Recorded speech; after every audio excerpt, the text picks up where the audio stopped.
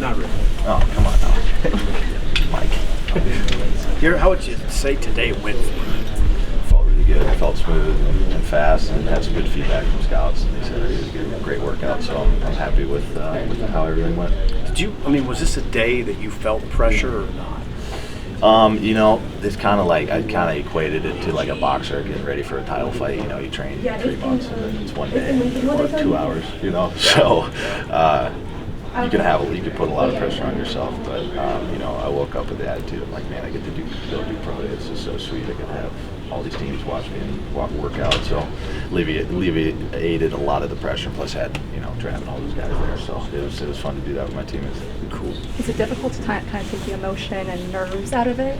Oh yeah, you can't really stand still. But once you get your rep comes up, there's a sense of calmness that comes over you, and you just all the preparation and training you did just kind of you resort back to that, and it's like second nature. What do you find that you're getting asked about most? I mean, is it about your position? Is it about what?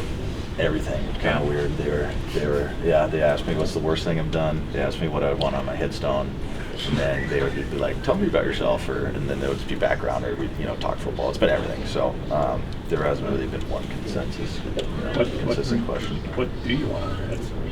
I said to the best friend anybody could have, because I want to be the best friend that I could be to anybody. So. What do you think you performed best at today?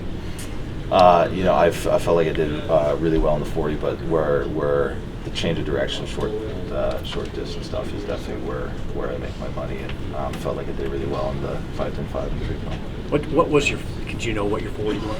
I heard an alleged 4.6 that I'm not going to do not put me on record at all for that. That is a total, I have no idea, but yeah, I heard 4.6, 4.7.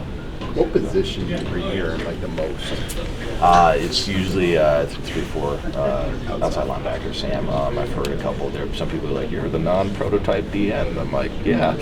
So I could do. I think I've been blessed, especially with my time here. I've done everything. I was a 3, I was in a 30, I was in a 0, I was stand-up rushing, stand-up dropping, I was down-handed 4-eye, 5, 6, 9, rushing, dropping, and everything. So I have so much versatility. I've done so many different jobs on defense that I think teams recognize that versatility, and they can use me wherever they want. So you say you're making money on change of direction? Mm-hmm.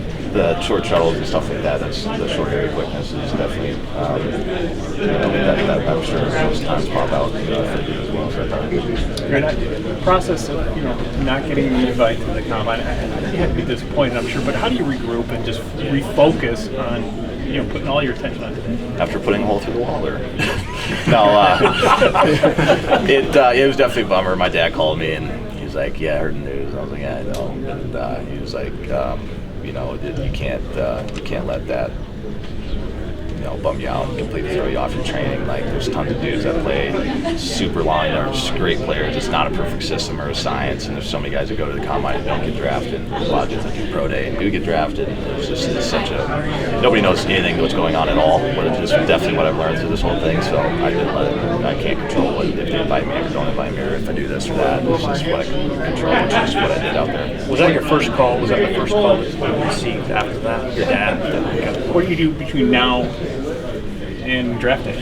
Get in shape instead of running in pajamas. Running Instead of running pajamas, get into the best football shape I can. Get ready for OTAs or community camp. Hey, what did it mean to have Coach Bush out there today? Oh, it was awesome. Yeah, made me feel a lot better. Having out there, giving him a hug, watching him, and it was nice. It was calming to have him out there. So having another guy. What kind of resource has he been to you throughout this whole process?